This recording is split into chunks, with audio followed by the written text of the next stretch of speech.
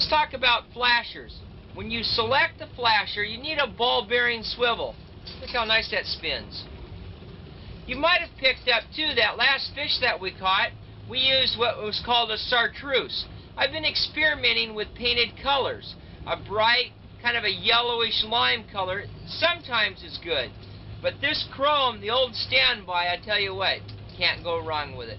We're going to stick this in the water now, and I want to show you just what you're supposed to look for. A boosh, boosh, boosh. You need a good rotation, and I'm going to show that to you right now.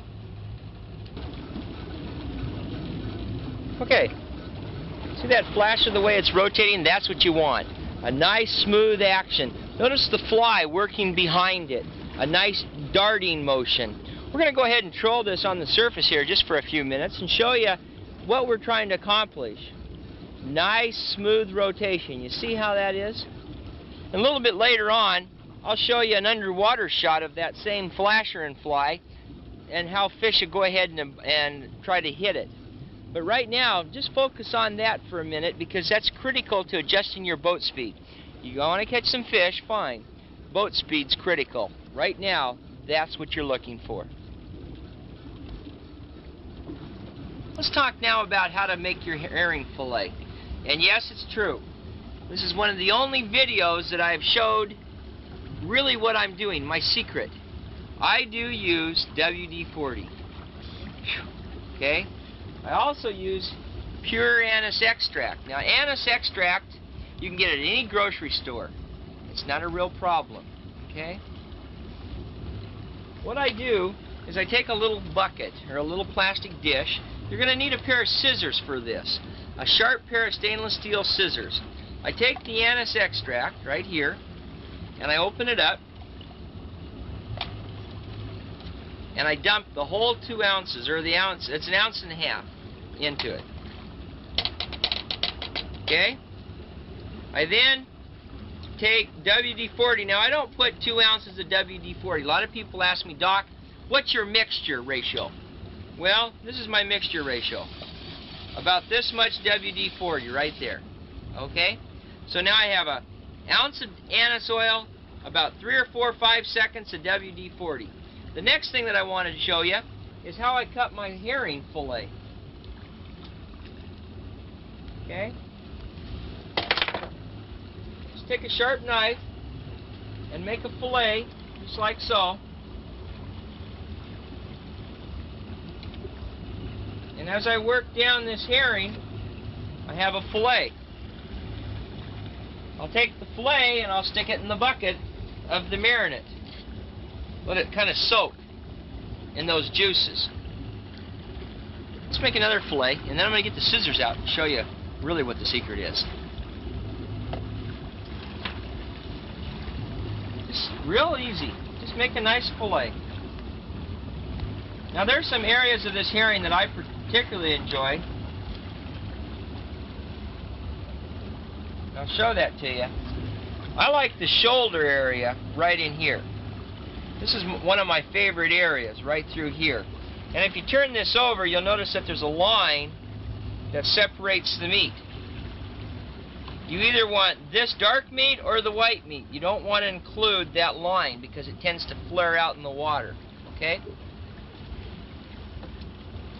Take your scissors and make like a pennant or a necktie or a kite. You just want a little strip of meat.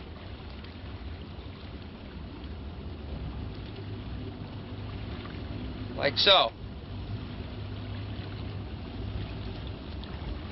This strip of meat goes in your container and marinates in those juices. Take another fillet here that I've done. I'll show you another one. And you'll notice that after a while it starts to get kind of a leather hard texture to it. I think that's a chemical reaction with the WD-40 and the anise oil. There's another strip. Okay? Now we're going to go ahead and stick this strip right on the fly, run it behind the blade and put her down about 160 feet. A lot of times when you're out here fishing for spring kings, if they're not in close to shore, they're generally out in the middle. And we're going to cover on the chart a number of different places too coming up. But right now, it's important that you fish deep for these kings. They're on the bottom. Let's take the hook. Leader length is real important. Here's how you adjust it. If you have a 12 to 15 inch leader, you need a leader length of about 30 inches. If you have a small little herring dodger, you need a leader length of about 24 inches. Now here's how you fine tune yourself. Did you hook the fish in the lip area here? If you did, add a ½ inch to an inch of leader. Did you snag the fish? If you did, shorten your leader. Ideally, it's like what I showed you earlier with that fish. Those hooks were going through the mouth, coming out the eye, up into the nose or the mouth of the fish. That gives you your best holding power. My hooks are all designed to do that because of the way that I've designed them and built them, the bend that goes upward. And we've talked about that in other videos. But now, let's put this in the water and see if we can't get ourselves a spring king. What I do is I've been letting this marinate a little bit in the anise oil. I'm going to go ahead now and stick it right on this hook like so. So it's on that first hook. Not the trailing hook, but the top hook. And that makes it perfect right there. Then the fly complements that by going down over the top of it. Notice how long my leader is and that my leader is not kinked or anything. Don't let your leaders get kinked. It's real important to have long, free-flowing leaders. Okay? Okay, let's talk about how to put this whole thing together now. First of all, I want to introduce you to Gordon. This is the downrigger called Gordon. Whenever you see me at a boat show or whatever, come up to me and ask me the story behind Gordon. Kind of a special one there. This rod, if you look at this, is solid bamboo. This was my grandfather's. This reel here was my father's. And the guy that had this downrigger was Gordon. There's a story behind all of these things. So it's kind of a fun thing for me to put this into the water, and hopefully we can knock down a big one, especially on a bamboo rod. Everybody talks about graphite and glass. Ha! Doc uses bamboo. Okay, let's put this together and see if we can't catch something. The first thing you want to do in downrigger fishing, put the rod in the rod holder. Get it out of your hands. The next thing you do is hook up the release clip.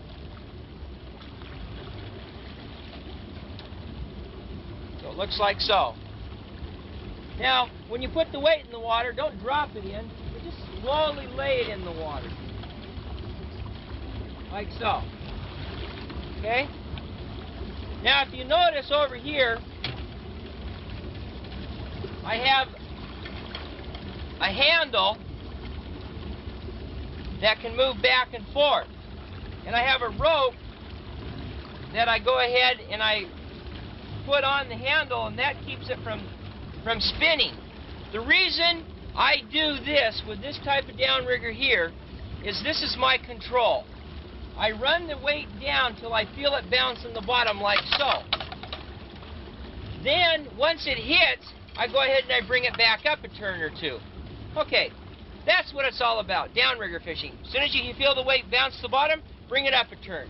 I look at that and I'm in 95 feet. Then I know how far down to put my other downriggers. It's real important in doing that.